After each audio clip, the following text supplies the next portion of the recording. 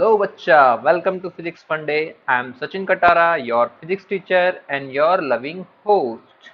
तो आज हम यहाँ पे NLM का सेकंड पार्ट लेके आए हैं वीडियो सॉल्यूशन का HCV। तो स्टार्ट करते हैं क्वेश्चन नंबर 25 से। 25 नंबर क्वेश्चन क्या कह रहा है कि consider the situation shown in figure. Figure में हमें सिचुएशन बताई गई है। All the surfaces are frictionless, friction नहीं है। Strings and the pulleys are light, मतलब उनका मास भी नहीं है। फाइंड क्या करना है हमें? Find the magnitude of acceleration of the two blocks, मतलब कि इन ब्लॉक्स, ये मैं m1 बोल सकता हूँ इसे m1 और ये है हमारा m2, इनके हमें एक्सेलरेशन फाइंड करते हैं। तो मैंने क्या कहा, मैंने कोई भी डायरेक्शन इस तरीके से मान ली, लाइक ये हमारी डायरेक्शन होगी a, तो इसकी डायरेक्शन भी इस तरीके से होगी a। ठीक है। अब बेसिकली हमें इस ट्राइंगल, जो ये ट्राइंगल दिया हुआ है, ये वाला ट्राइंगल, इनकी लेंथ दी हुई है। क्या दी हुई है? लेंथ। तो हमें पता है किसी भी ट्राइंगल की लेंथ अगर 3, 4 और 5 रेशियो में होती है तो बेसिकली उनका जो एंगल होता है वो 37 डिग्री, 53 डिग्री और 90 डिग्री होता है। पता है ना बच्चों? ये नहीं पता? पता है तो अच्छी बात है, नहीं पता है तो याद कर लो, हम बताने वाले नहीं हैं यहाँ पे, क्योंकि ये मैथ्स में आता है। 8th क्लास में पढ़ा होगा। सर हमने तो 8th क्लास ही नहीं पढ़ी अच्छे से, हमने तो मजे में निकाल दिया, है ना? ऐसा ही कुछ है क्या? मजे में निकाल दिया। तो ये लाइक इंक्लाइन प्लेन हो गया बच्चों। देखो, अब ये हमारी पुली है और ये हमारा एक ब्लॉक है ऐसे, और ये हमारा एक ब्लॉक है। अब इसका एफबीडी बनाते हैं, चलो ना। यहाँ पे हमने बोला ये m1 है, ये हमारा m2 है। बेसिकली दोनों की वैल्यू 1 kg है। m1 फोर्स लगेगा, m1g नीचे लगेगा। ये एंगल कितना हो जाएगा? ये एंगल हमारा 37 हो जाएगा। तो यहाँ पे क्या होगा? m1g cos 37, और इंक्लाइन के अलोंग कितना फोर्स लगेगा? m1g sin 37, ऐसा कुछ हो जाएगा। सिमिलरली m2 के लिए बनाते हैं। m2 में क्या होगा? m2g नीचे लगेगा, और ये वाला कंपोनेंट कितना होगा? ये 53 डिग्री एंगल होगा। तो ये हो गया हमारे पास m2g cos 53, और ये हो गया हमारे पास m2g sin 53। ठीक है। ये एंगल निकालने अपन को आता ही, कंपोनेंट करने हमें आते ही, हमने सीखे हैं न्यूटन्स लॉ ऑफ मोशन में। ठीक। तो अब हमें क्या फाइंड करना? हमें एक्सेलरेशन फाइंड करना। तो एक्सेलरेशन मैंने a मान लिया, ये भी a मान लिया। ठीक है। अब इस पे कोई टेंशन लग रही होगी t, इस पे भी कोई टेंशन लग रही होगी t। ठीक है। अब यहाँ से हम एक्सेलरेशन निकालते हैं। तो फॉर m1 के लिए हम इक्वेशन लिखते हैं। m1 के लिए इक्वेशन लिखेंगे तो एक्सेलरेशन इंक्लाइन के अलोंग है, डाउनवर्ड। तो हम लिखेंगे m1g sin 37 minus kt equals to m1 into a. ये हमारी इक्वेशन नंबर 1 होगी। तो यहाँ पे हम पुट कर देते हैं। पुट करेंगे तो m1 की वैल्यू कितनी है बच्चा? ये है 1। तो ये 10 इंटू साइन 37 3/5 माइनस के टी इक्वल्स टू ए। तो यहाँ से हम सॉल्व करेंगे तो ये हो गया 2, तो 6 माइनस टी इक्वल्स टू ए। इक्वेशन नंबर 1 होगी। ठीक है। फॉर m2 के लिए करेंगे तो इक्वेशन क्या होगी? t minus m2g sine 53 equals to m2 into a. तो t माइनस m2 की वैल्यू कितनी है? 1। तो 10 इंटू 4/5 इक्वल्स टू m2 की वैल्यू 1। तो ये हो गया हमारा a। तो basically t minus 8 equals to a आएगा। ये इक्वेशन नंबर 2 होगी। तो बाय 1 एंड 2 क्या कह सकते हैं? चलो नेक्स्ट पेज पे देखते हैं इसको। तो हम कह सकते हैं, इन दोनों को ऐड करते हैं। बाय 1 + 2 करेंगे तो क्या आएगा हमारे पास? 6 minus T plus T minus 8 equals to 2a। तो t से t कैंसिल हुआ, ये आ गया हमारे पास -2 इक्वल्स टू 2a। तो a की वैल्यू बेसिकली कितनी है? -1 मीटर पर सेकंड स्क्वायर। अब यहाँ पे अगर मैग्नीट्यूड देखते हैं तो मैग्नीट्यूड कितना होगा? 1 मीटर पर सेकंड स्क्वायर। और माइनस क्या शो करेगा बच्चों? माइनस शो करेगा कि जो हमने डायरेक्शन ली है एक्सेलरेशन की, इस डायरेक्शन में, बेसिकली इस डायरेक्शन में वो हमने गलत ली है। एक्सेलरेशन कहाँ होगा? अपवर्ड डायरेक्शन में होगा, मतलब कि ये इस तरीके से होगा, ये ऐसे होगा। ठीक है। ये ऐसे नहीं होगा।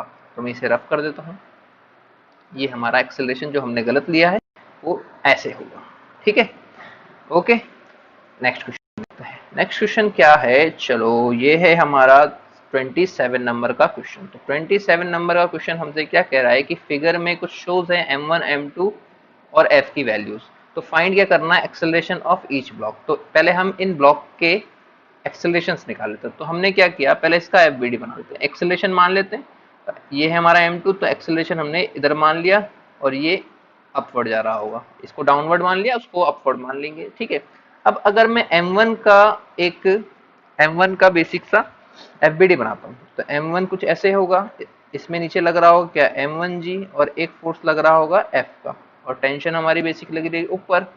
m2 का अगर एफबीडी बनाएंगे तो m2 हमारा कुछ इस तरीके से, और F फोर्स लग रहा होगा, m2g नीचे की तरफ लग रहा होगा। ये एक्सेलरेशन हमारा A, ये एक्सेलरेशन ऊपर A, टेंशन हमारी इस तरीके से। फॉर m2 के लिए हम इक्वेशन लिखते हैं, फॉर m2 के लिए इक्वेशन लिखेंगे तो क्या होगी बच्चों, ये होगी m2g प्लस के f equals to, sorry minus tension भी तो है, हाँ ये, अरे m2g प्लस के f minus tension equals to m2 into a. तो इसको सॉल्व करें तो m2 की वैल्यू कितनी है 2, तो t हो गया 20, f की वैल्यू 1 प्लस के 1 minus T equals to 2 into a. ओहो 5g था क्या, 5 kg था, तो चलो कोई बात नहीं, आ जाएगा आंसर। तो 21 माइनस के T equals to 2 into A, equation number 1 होगी। फॉर m1 के लिए इक्वेशन लिखेंगे तो हम t minus m1g minus f equals to m1 into a. तो बेसिकली ये भी कितनी आएगी, t माइनस m1 की वैल्यू कितनी है 50 प्लस 1 तो 51 equals to 5a, equation number 2। अब हम क्या कहते हैं, हमें एक्सेलरेशन ही फाइंड करना है, तो बाय 1 प्लस 2 कर देते हैं, इक्वेशन 1 और 2 को हम ऐड कर देते हैं। ऐड करेंगे तो क्या आएगा, t से t कैंसिल हो जाएगा, तो 21 माइनस के 51 इक्वल्स टू 7a होगा। तो a की वैल्यू बेसिकली कितनी आएगी, ये हो जाएगा हमारा माइनस के 30/7। इसको सॉल्व करें तो ये अराउंड 4.28 मीटर पर सेकेंड स्क्वायर आएगा माइनस, जिसको हम बेसिकली लिख सकते हैं माइनस के 4.3 मीटर पर सेकेंड स्क्वायर, ठीक है।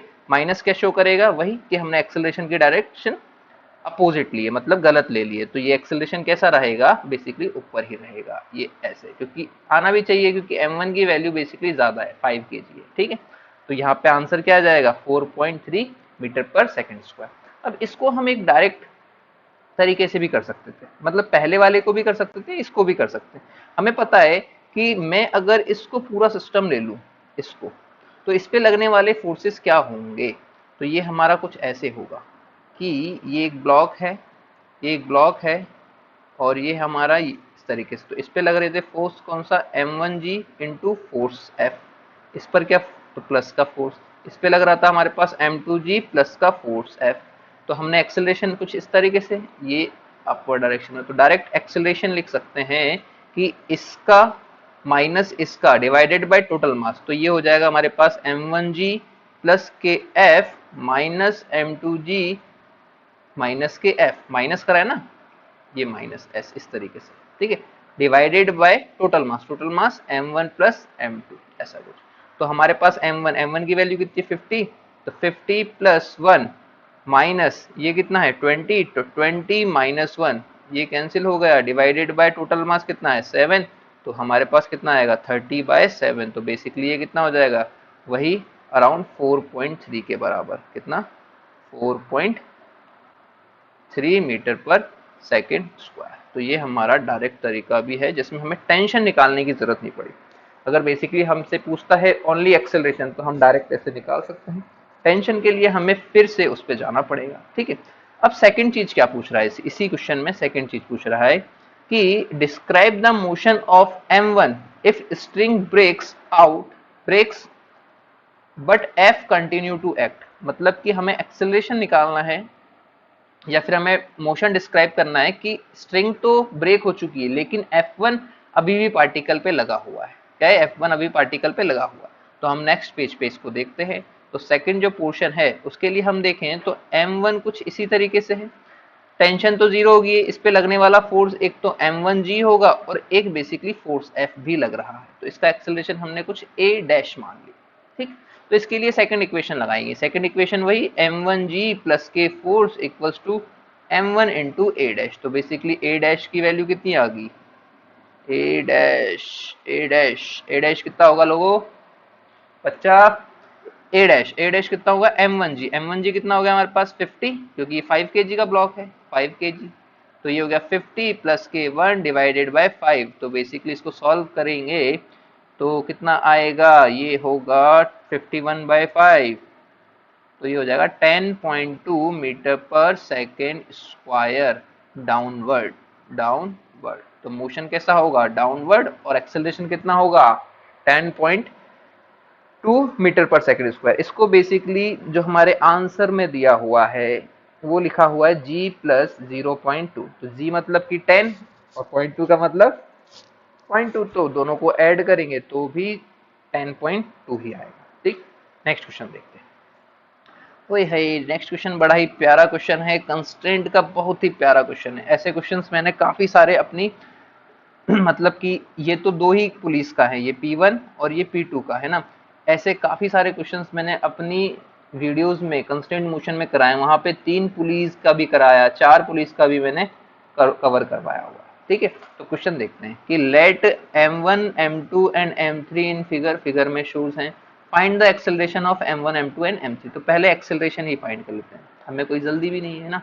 तो मैंने कहा ये P1 है, ये P2 पुली है, इसका एक्सेलरेशन मैंने मान लिया a1 है, तो पुली भी नीचे जाएगी, तो पुली का एक्सेलरेशन हमने मान लिया p2 है, p2।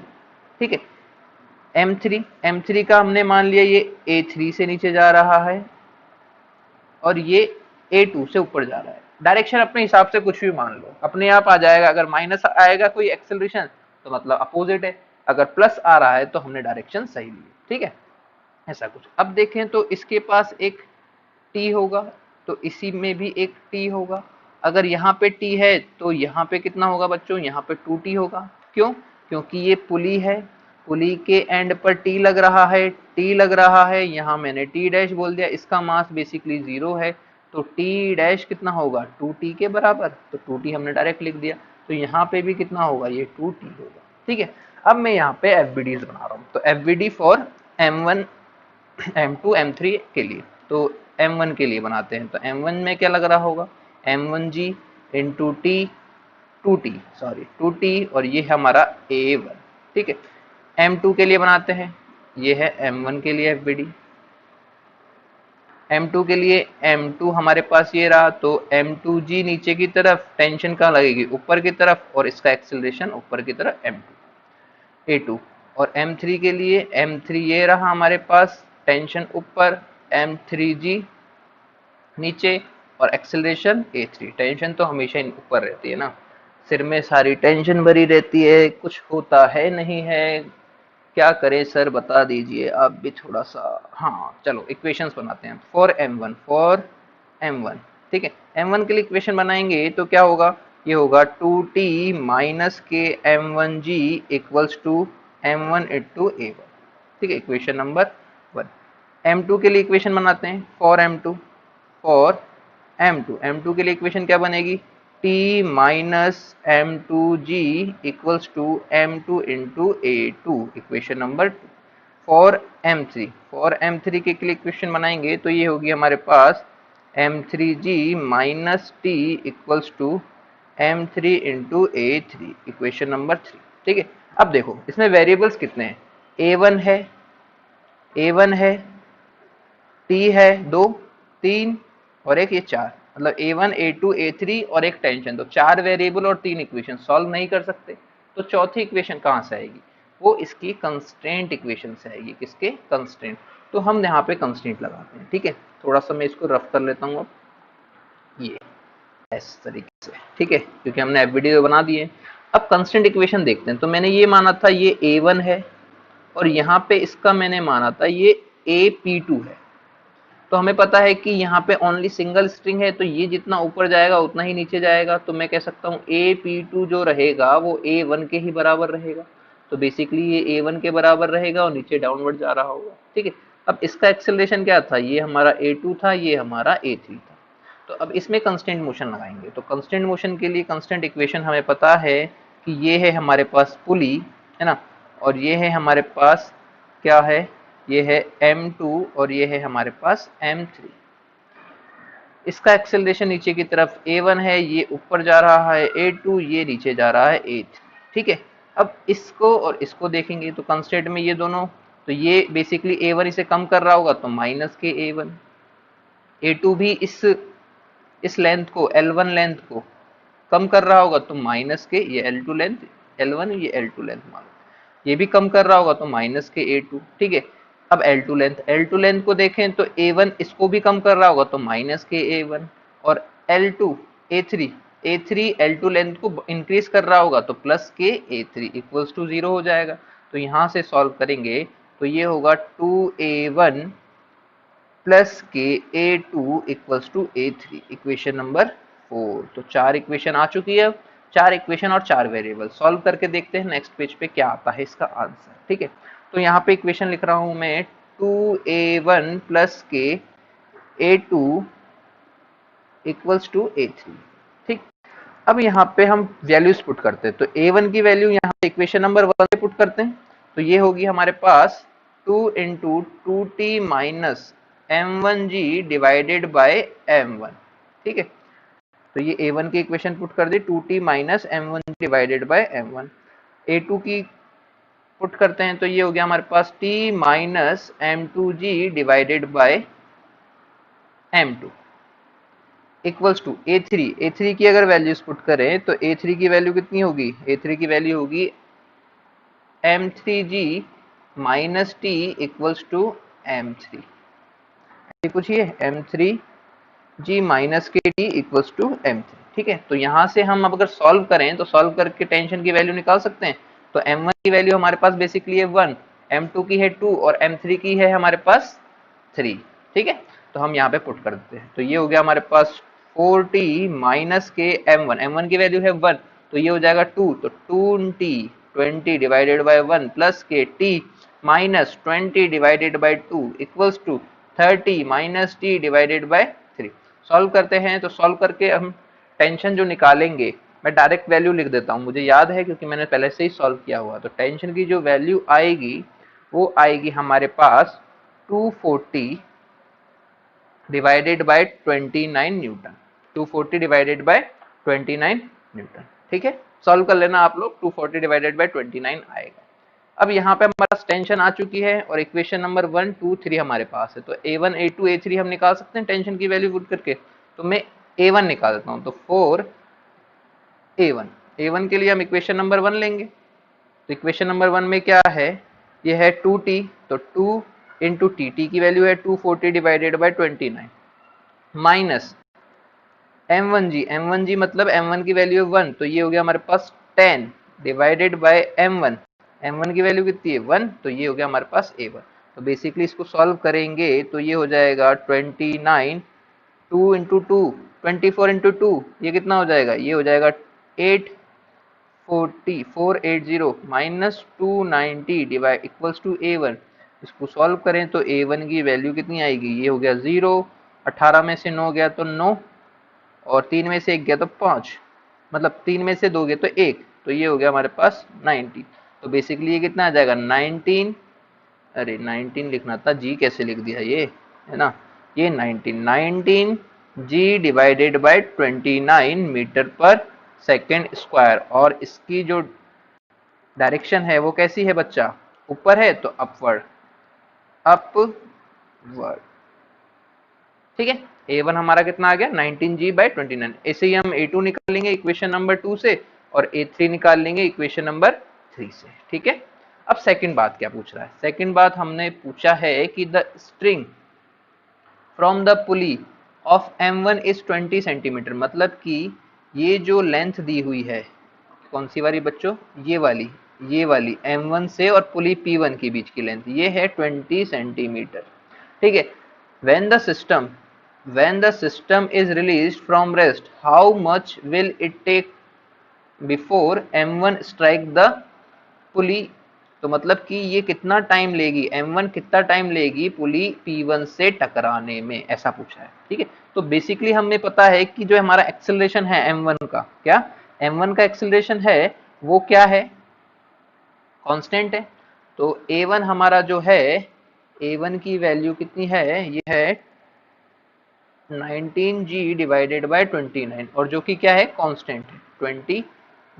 ये g क्यों बन रहा है बार बार, 29, ठीक है ऐसा कुछ। और अपवर्ड डायरेक्शन में कांस्टेंट है। अब कांस्टेंट है और इससे डिस्टेंस कितनी ट्रेवल करनी है, 20। तो हम इक्वेशन नंबर, मतलब न्यूटन की सेकंड इक्वेशन लगा सकते हैं, by second equation, by second equation. Second equation क्या होती है हमारी, s equals to U T plus के हाफ ए टी स्क्वायर। तो s हमारा कितना है, 20 सेंटीमीटर, तो 0.2 लिख देते हैं, 0.2।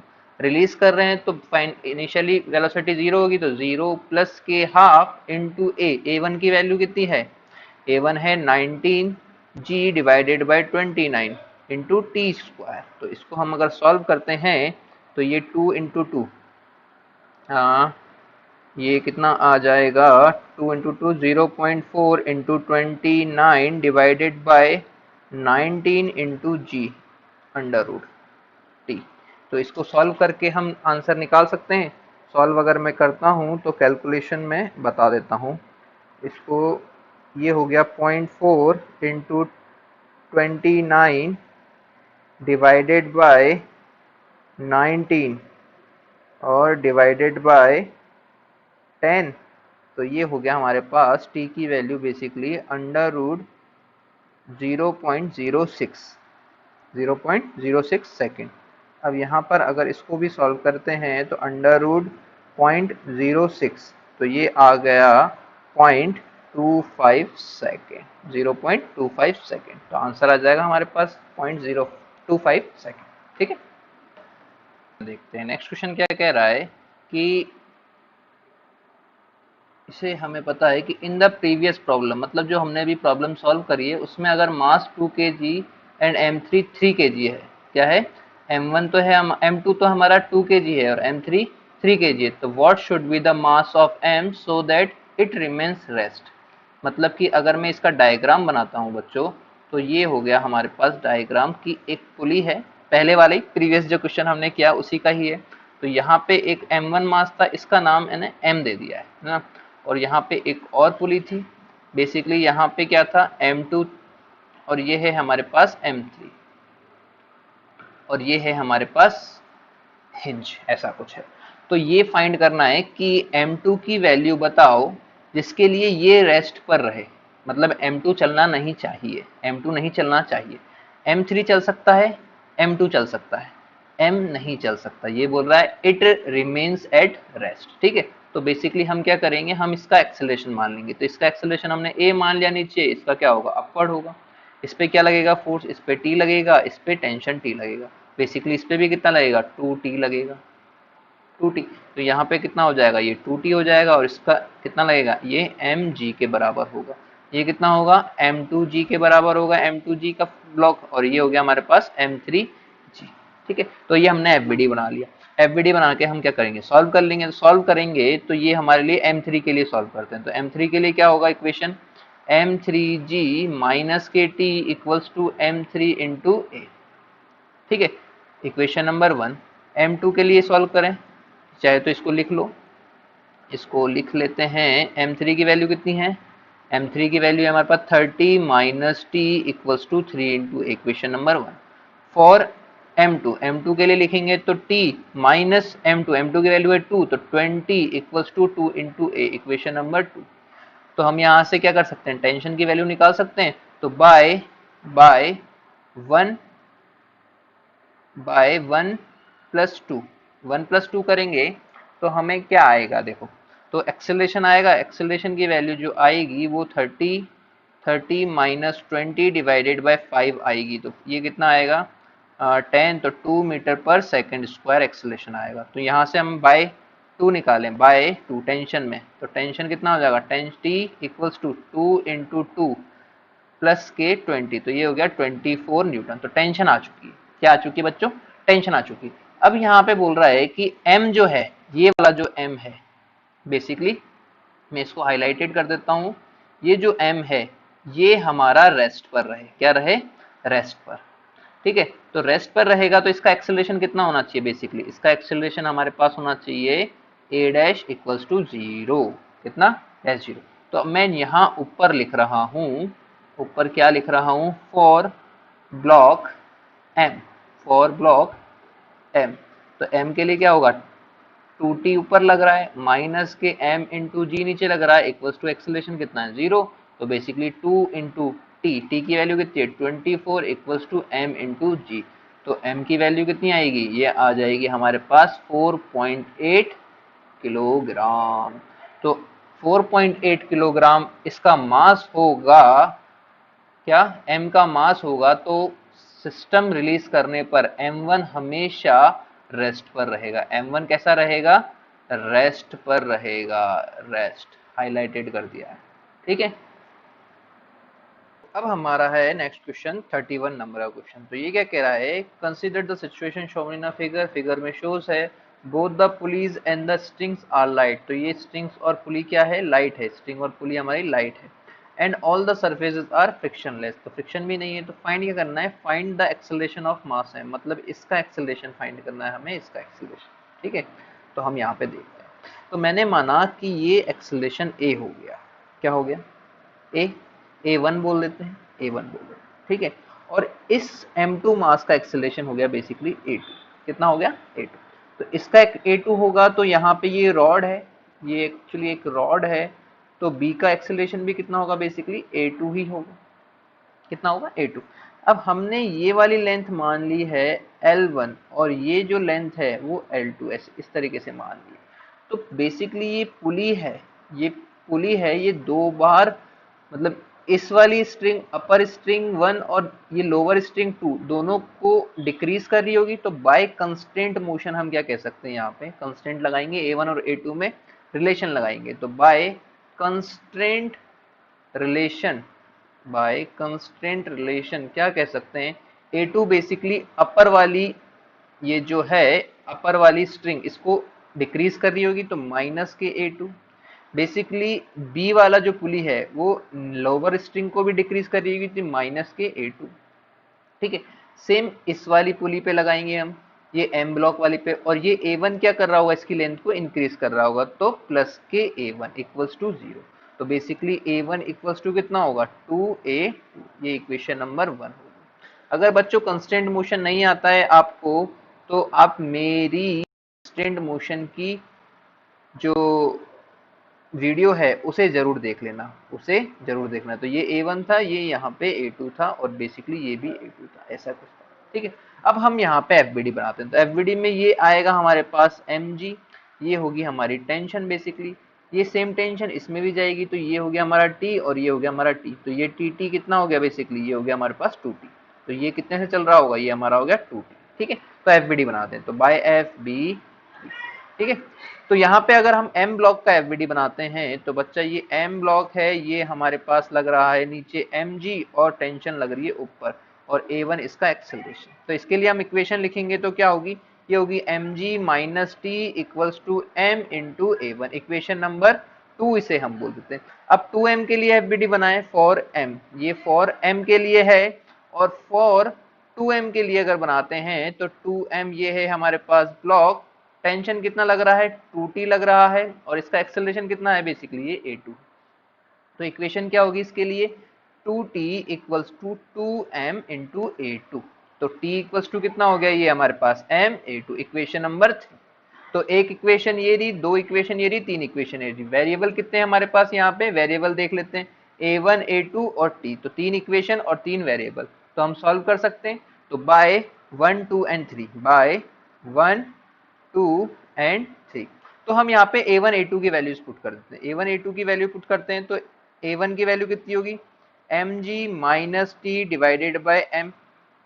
इक्वेशन नंबर 1 में हम 2 और 3 से वैल्यूज पुट कर रहे हैं A1 और A2 की, है ना बच्चों, ठीक है। तो यहाँ पे ये हो गया t, mg minus T equals to 2m, और ये 2A2, 2A2 कितना हो जाएगा 2A2, 2A2, A2 की वैल्यू कितनी होगी t बाय m, ठीक है। तो a से a कर रहा कैंसिल हो गया, तो बेसिकली t की वैल्यू कितनी आएगी, t की वैल्यू आएगी हमारे पास mg by 3, mg by 3 Newton, जो कि हमारा सेकंड आंसर है। बी ऑप्शन जो है हमारा, बी ऑप्शन क्या है, B option, find the tension in the string, तो ये हमारा बी ऑप्शन हो गया, इसको मैं बी पुट कर देता हूँ। ठीक है, नेक्स्ट देखते हैं, नेक्स्ट पेज पे हमें पूछा है find the acceleration of the mass m, तो m का मास m ये है, हमें मतलब a1 फाइंड करना है। a1 के लिए हम इक्वेशन नंबर 2 में अगर t की वैल्यू पुट कर दे तो a1 आ जाएगा। तो बेसिकली a1 कितना होगा, a1 होगा हमारे पास mg माइनस t की वैल्यू कितनी है mg/3, तो ये हो गया हमारे पास mg/3 डिवाइडेड बाय m, तो ये कितना आ जाएगा, ये होगा हमारे पास 3 कैंसिल हुआ 3, तो ये हो गया 2g/3, 2g/3, तो ये हमारा क्या हो जाएगा, ये हमारा एक्सेलरेशन हो जाएगा। ठीक, थर्ड क्या पूछ रहा है, calculate the force, calculate the force exerted by the clamp on pulley a, मतलब कि ये जो क्लैंप है बच्चों, ये क्लैंप है, ये पुली पर कितना फोर्स लगा रहा है, पुली पर कितना फोर्स लगा रहा है, ये एफ डैश निकालना है। तो बेसिकली अगर इसका एफबीडी हम बनाएं नेक्स्ट पेज पे, तो ये है हमारे पास पुली, पुली पे एक टेंशन लग रहा है इधर, एक टेंशन लग रहा है इधर, और ये जो क्लैंप है, ये क्लैंप पुली पर एक फोर्स लगा रहा है जिसे मैंने बोल दिया एफ डैश। तो ये जो एफ डैश होगा, ये टी के, ये जो टी है, ये जो टी है, इनके रिजल्टेंट के बराबर होगा, ये टी और ये टी इनका रिजल्टेंट होगा, तो इनके रिजल्टेंट के बराबर एफ डैश होगा। तो मैं ये बोलता हूँ इनका रिजल्टेंट कितना होगा, अगर टू फोर्सेस 90 डिग्री एंगल पे होते हैं और सेम होते हैं, तो ये √2t के बराबर होते हैं, हमें पता है कितना होता है √2t, √a² + b² + 2ab cos theta से निकाल सकते हैं। ठीक है, तो ये जो एफ डैश होगा, एफ डैश किसके बराबर हो जाएगा, √t के बराबर, और t की वैल्यू कितनी है हमारे पास, t की वैल्यू है mg/3, तो ये हो जाएगा हमारे पास √2 mg/3, तो ये हमारा एफ डैश का आंसर हो जाएगा, जो कि force by clamp, force by clamp on pulley होगा। ये पुली हमारी कैसी है, पुली हमारी बैलेंस्ड है, इसलिए इन दोनों फोर्सेस को इक्वल होना पड़ेगा। किस किस फोर्सेस को, यहाँ पे एफ डैश और 2t, √2t के फोर्स को इक्वल होना पड़ेगा। ठीक, नेक्स्ट क्वेश्चन देखते हैं। नेक्स्ट क्वेश्चन क्या कह रहा है, find the acceleration of the block of mass m, मतलब इस m को फाइंड करना है हमने, जो a1 बोल देते हैं इसे a1। ठीक है, तो shown in the situation all the surfaces are frictionless and the strings are light. ठीक, ऐसा कुछ लिखा हुआ है, तो हमने ये मान लिया इसका जो एक्सेलरेशन है वो अपवर्ड डायरेक्शन में a1 है, और इसका जो एक्सेलरेशन है वो a2 है। ठीक है, ये a2 हो गया, ये a1 हो गया। बेसिकली ये हमारी जो स्ट्रिंग है या रॉड है जो भी है, ये इससे अटैच्ड है, तो इसका भी कितना होगा, a2 होगा, a2 होगा। इसको मैंने बोल दिया लेंथ L1, इसको मैंने लेंथ बोल दिया L2, और इसको मैंने बोल दिया L3। तो बाय कंस्ट्रेंट इक्वेशन, बाय, यहाँ पे ये जो तीनों क्वेश्चंस थे ये कंस्ट्रेंट के ही है ना, काफी अच्छे क्वेश्चंस हैं। तो बाय कंस्ट्रेंट इक्वेशन हम क्या बोल सकते हैं, ये पुली P1 है, ये पुली P2 है, P2 जो पुली है डाउनवर्ड जाएगी A2 से, तो बेसिकली ये वाला जो होगा L1 की लेंथ को इंक्रीज कर रहा होगा, तो ये प्लस के A2।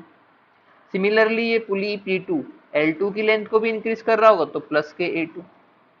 ठीक है, अब ये जो स्ट्रिंग है ये L3 में जा रही है, तो L3 की लेंथ को A1 क्या कर रहा होगा, डिक्रीज कर रहा होगा, तो माइनस के A1 इक्वल्स टू 0, तो बेसिकली A1 इक्वल्स टू कितना होगा, 2A2 के बराबर होगा। इक्वेशन नंबर 1 हमने निकाल लिया। ठीक है, अब हम यहाँ पे क्या करेंगे, 2m और m का एफबीडी बनाएंगे। ठीक है, तो m को अगर देखें तो ये होगा हमारे पास mg, और ये कंपोनेंट कितना हो जाएगा, ये होगा हमारे पास mg sin 30, और ये वाला परपेंडिकुलर कंपोनेंट कितना होगा, mg cos 30। परपेंडिकुलर से हमें मतलब नहीं होगा क्योंकि वो तो नॉर्मल से बैलेंस्ड हो जाएगा।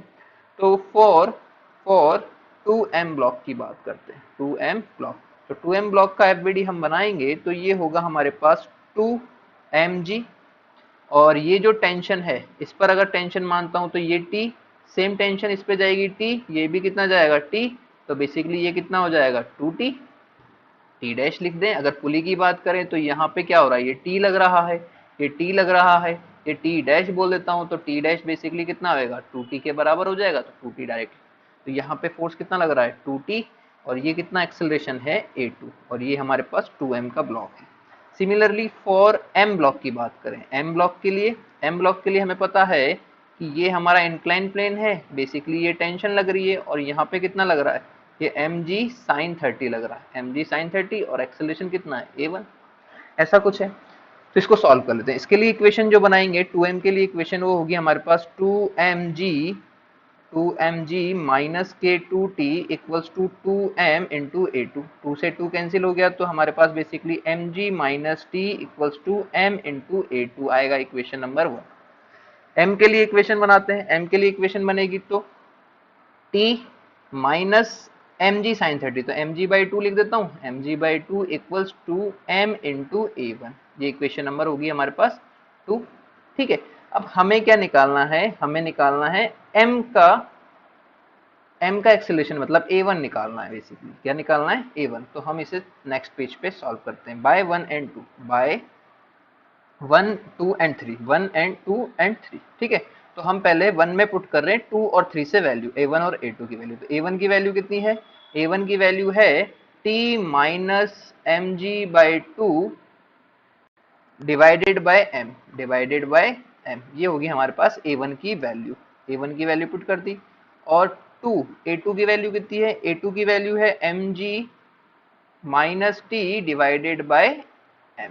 ठीक है, m से m कैंसिल हो गया, तो ये हो गया 2t माइनस के mg डिवाइडेड बाय 2t को मैं इधर लेके जा रहा हूं, तो ये हो जाएगा 4mg माइनस के 4t। ठीक, इसको सॉल्व करते हैं तो ये हो गया हमारे पास 6t इक्वल्स टू 5mg। ठीक है, तो टेंशन की वैल्यू कितनी आएगी हमारे पास 5mg बाय 6, कितना 5mg बाय 6 आएगी। ठीक, अब हमें निकालना क्या है, a1 निकालना है। a1 के लिए हम क्या करेंगे, इक्वेशन नंबर 2 पे हम t पुट कर देंगे, t की वैल्यू पुट कर देंगे, तो t की वैल्यू कितनी है, फ्रॉम इक्वेशन नंबर 2 नहीं, ये 3 बोलना पड़ेगा इसको, ये 2 है हमारे पास, ये 3 है ना, 1 तो हमने दे दिया ना, तो ये 3, तो फ्रॉम 3 के लिए हम क्या लिखेंगे, t की वैल्यू कितनी है 5mg बाय 6 माइनस के mg by 2 equals to m into a1। तो a1 की वैल्यू यहाँ से कितना आएगी, ये m से m कैंसिल हुआ, ये 6 दूनी 12, इसका क्या हुआ, और ये हो गया हमारे पास 10 माइनस के, ये हो गया हमारे पास 6g। तो बेसिकली ये कितनी आएगी 4, तो ये g बाय 3 मीटर पर सेकेंड स्क्वायर। और इसकी जो डायरेक्शन होगी वो इंक्लाइन के अलोंग अपवर्ड होगी, इंक्लाइन के अलोंग अपवर्ड। ठीक है, नेक्स्ट क्वेश्चन देखते हैं। नेक्स्ट क्वेश्चन बड़ा ही प्यारा और इंटरेस्टिंग क्वेश्चन है ना। तो ये क्वेश्चन क्या है कि फाइंड द मास m, मतलब इसका मास निकालना है हमें for the hanging block in a figure में शोज है which will prevent the small block from sleeping over the triangular block, मतलब कि इस ब्लॉक को, m ब्लॉक को, स्मॉल वाले ब्लॉक को स्लीपिंग ना होने दे, प्रिवेंट करे, डज नॉट स्लिप, इसको हम लिख लेते हैं, ये जो वाला ब्लॉक है ये हमारा डज नॉट स्लिप हो, डज नॉट स्लिप मतलब कि कैसा रहे स्लिप, इसके m डैश के रिस्पेक्ट में, m डैश रिस्पेक्ट में रेस्ट पर, m डैश रिस्पेक्ट रेस्ट पर। ठीक है, ऐसा कुछ। अब फाइंड क्या करना है हमें, इस m का मास ही फाइंड करना है, तो all the surfaces are frictionless and strings and the pulleys are light, ऐसा कुछ लिखा हुआ है। ठीक, तो हम थोड़ा सा इसे अच्छा सा कर लेते हैं। ये तो मैंने कहा कि इसका एक एक्सेलरेशन है a, तो बेसिकली ये जो पूरा सिस्टम है इसमें m भी रेस्ट पर है, इसके रेस्पेक्ट में, m डैश के रेस्पेक्ट में स्मॉल जो m है वो रेस्ट पर है, तो इसका भी पूरा एक्सेलरेशन कितना होगा a सिस्टम का।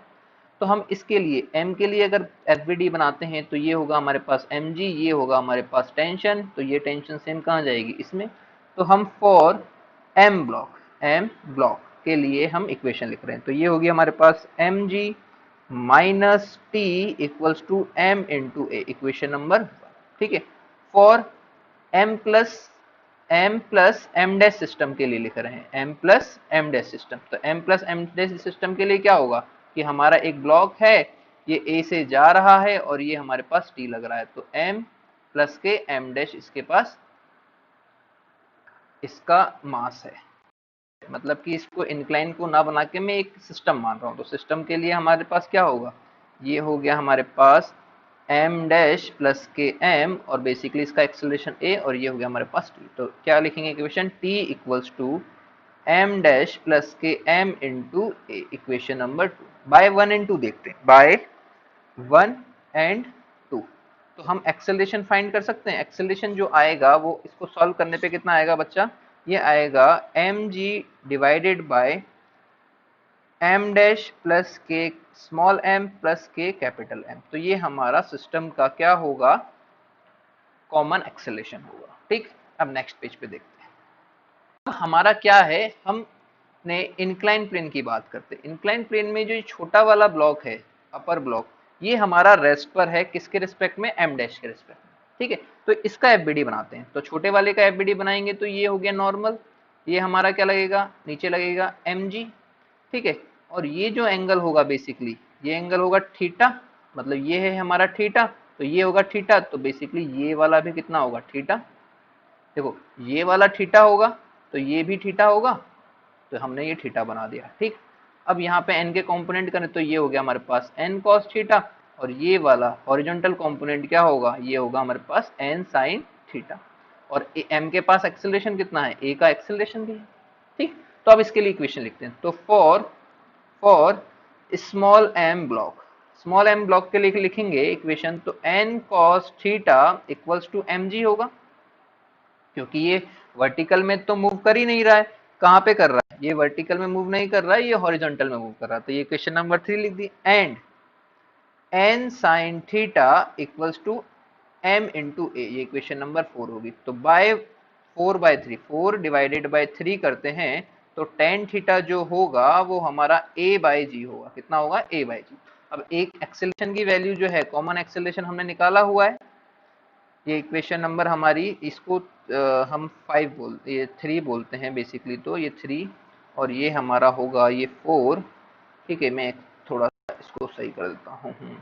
ये हो गया हमारे पास 4, ये हो गया हमारे पास 5, तो ये हमने क्या है 5/3 किया है, बाय 5/4, 5/4। ठीक है, तो हम एक्सेलरेशन, एक्सेलरेशन की वैल्यू कितनी है, m g upon m dash, m g upon m dash m plus m. तो यहाँ पे हम इक्वेशन लिख देते हैं, m g upon m plus m dash plus, हाँ कैपिटल एम था ना, कैपिटल एम, ये m dash plus small m divided by g. तो ये हो गया हमारे पास जी, तो जी से जी कैंसिल हो गया। अब यहाँ से हम कैपिटल एम की वैल्यू निकालते हैं। तो कैपिटल एम कितना होगा, तो ये हो गया हमारे पास एम डैश प्लस के M into tan theta equals to M minus के एम टेन थीटा। ऐसा कुछ सॉल्व करने के बाद तो यहाँ से कैपिटल एम की जो वैल्यू आएगी वो होगी एम डैश, ये स्मॉल है, स्मॉल, ये हो गया हमारे पास एम डैश प्लस के M tan theta divided by 1 minus tan theta. अब टेन थीटा से हम अगर इसको डिवाइड कर दें बच्चों, तो ये होगा हमारे पास एम डैश प्लस के स्मॉल एम, टेन थीटा से डिवाइड करेंगे तो ये तो हो जाएगा 1, ये 1 अपॉन टेन थीटा होगा। 1 अपॉन टेन थीटा कितना होता है, कॉट थीटा, और माइनस के 1। तो हमारी m की वैल्यू कितनी होगी, m की वैल्यू हमारे पास आ जाएगी कितनी, m dash plus m upon cot theta minus 1। तो m की वैल्यू अगर इतनी होगी तो हमारा जो स्मॉल ब्लॉक है, स्मॉल m वाला, वो स्लिप नहीं करेगा। ठीक है, तो m की वैल्यू इसके लिए कितनी पड़ेगी, m डैश प्लस के m upon cot theta minus 1। ठीक,